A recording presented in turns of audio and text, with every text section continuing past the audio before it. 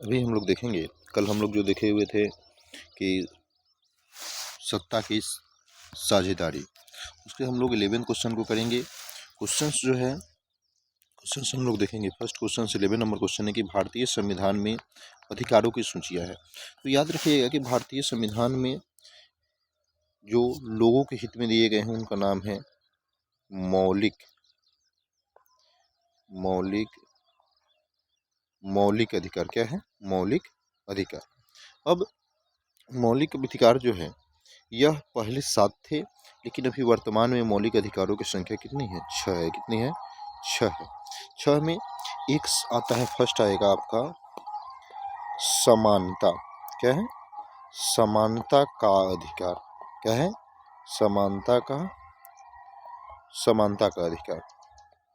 2 number में है स्वतंत्रता का अधिकार। क्या है? स्वतंत्रता का अधिकार। ठीक है। 3 में है शोषण के विरुद्ध अधिकार। शोषण के विरुद्ध अधिकार। शोषण के विरुद्ध अधिकार। 4 नंबर में है धर्म की स्वतंत्रता का अधिकार। क्या है? धर्म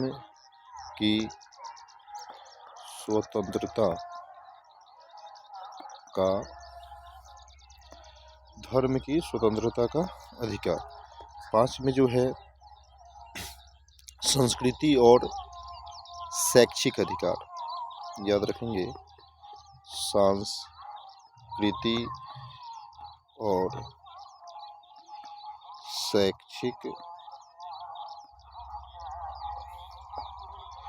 शैक्षिक अधिकार। 6 जो है संवैधानिक उपचारों का अधिकार। क्या है?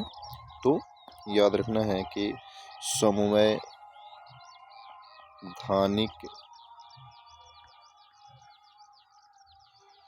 उपचारों का अधिकार। तो अभी जो है वर्तमान में अधिकारों की संख्या कितनी है? तो 6 है। तो इसमें ऑप्शन नहीं है, लेकिन हमें याद रखना है कि अभी कितना है? 6 है। चलिए नेक्स्ट क्वेश्चन पर बढ़ेंगे कि भारतीय संविधान द्वारा मान्य राष्ट्रीय भाषाओं की संख्या कितनी है? तो याद रखना है कि मान्य भाषाओं जो है उसकी संख्या कितनी है? तो 22 है। कितनी है? 22 है।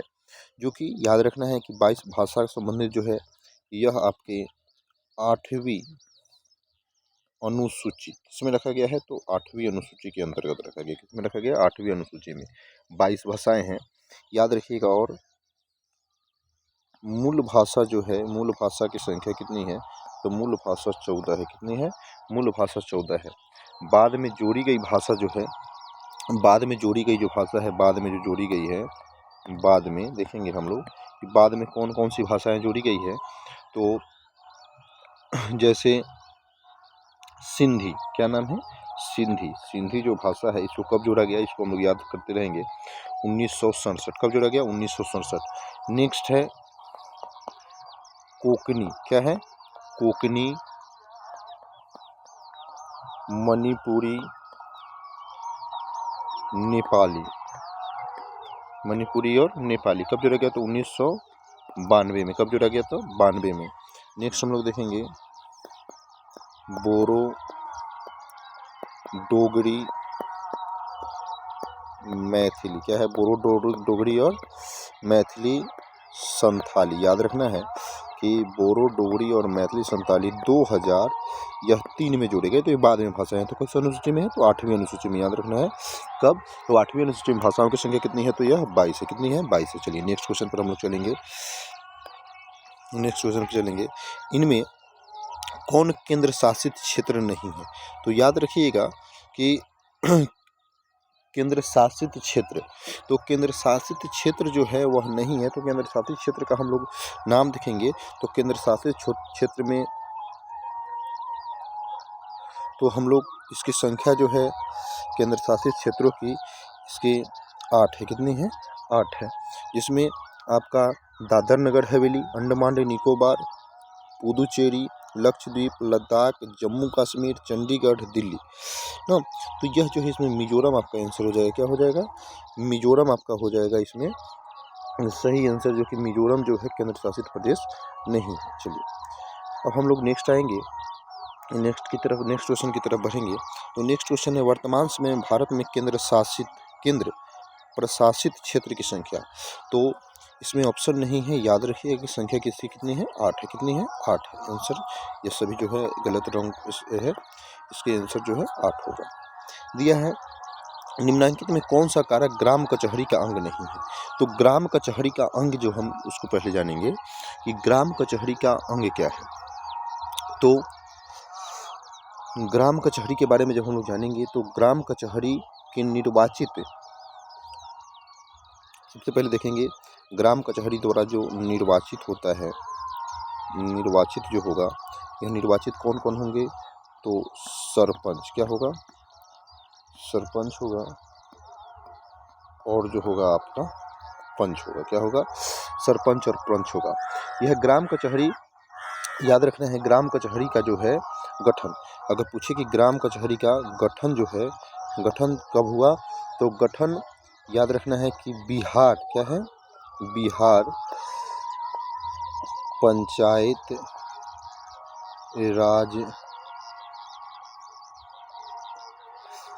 राज अधिनियम 2006 की जो है धारा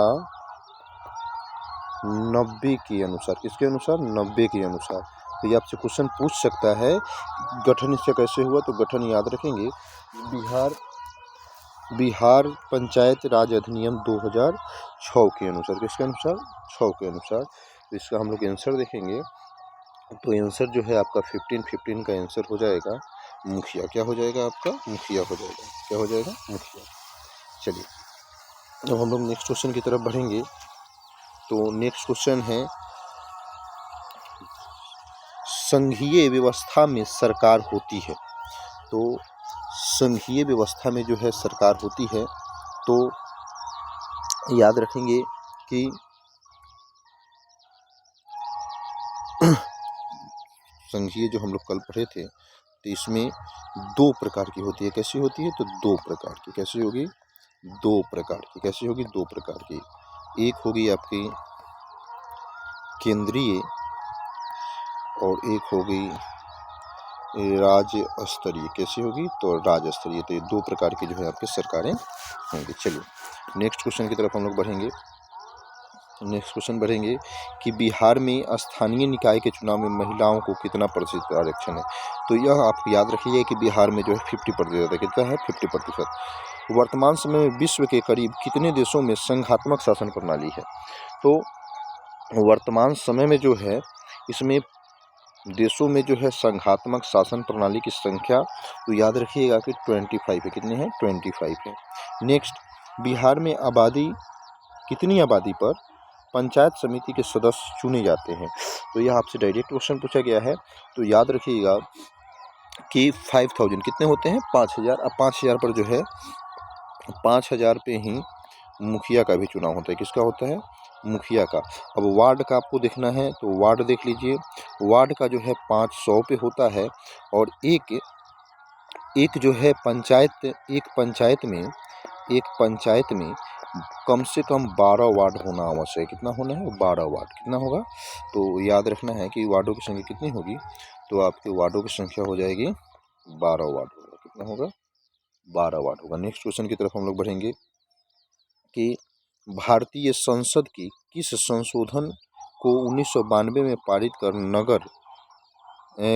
नगरीय स्वशासन व्यवस्था को संवैधानिक मान्यता दी गई? तो याद रखना है, तो यह जो है आपका 74वां कौन सा है? 74 जो है संविधान संशोधन के तहत। अब हम लोग बढ़ेंगे नेक्स्ट क्वेश्चन की तरफ। भारतीय स्वतंत्रता अधिनियम 1947 के तहत भारत में उस समय कितनी देशें रियासत थी? तो यह आपको डायरेक्ट याद रखना है कि उस समय रियासत कितनी थी? तो 563। कितनी थी? 563। नेक्स्ट, पंचायत राज प्रणाली की विधिवत शुरुआत बलवंत राय मेहता समिति की अनुशंसा पर 2 अक्टूबर 1959 को राजस्थान के किस जिले में हुई? तो हम लोग फर्स्ट क्वेश्चन में ही इसका जिक्र किए हैं कि राजस्थान के नागौर जिले में। किसमें? नागौर जिले में। संघ राज्य की विशेषता नहीं है। तो याद रखिएगा, लिखित संविधान तो यह है, शक्तियों का विभाजन यह भी है, इकहरी शासन व्यवस्था तो इकहरी शासन व्यवस्था नहीं है। संघ राज्य में जो है इसमें क्या है, दोहरी शासन व्यवस्था है। कैसी है, दोहरी शासन व्यवस्था, इकहरी नहीं है। बिहार में पंचायती राज का स्वरूप कैसा है? तो बिहार में जो है पंचायती राज का स्वरूप जो है वह कैसा है? तो याद रखिएगा कि त्रिस्तरीय। कैसा है? तो बिहार में पंचायती राज व्यवस्था का स्वरूप जो है वह कैसा है? त्रिस्तरीय। अब हम लोग त्रिस्तरीय के बारे में ध्यान रखेंगे कि त्रिस्तरीय जो है, त्रिस्तरीय कैसे होता है। तो त्रिस्तरीय में हम लोग देखेंगे, अब एक में आता है ग्राम, दिया है ग्राम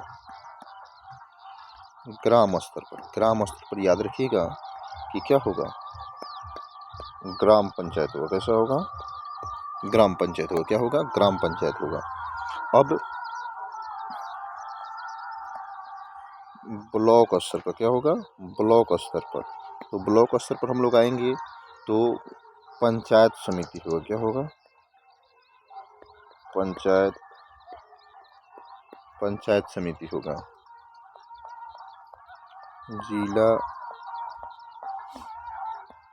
जिला स्तर पर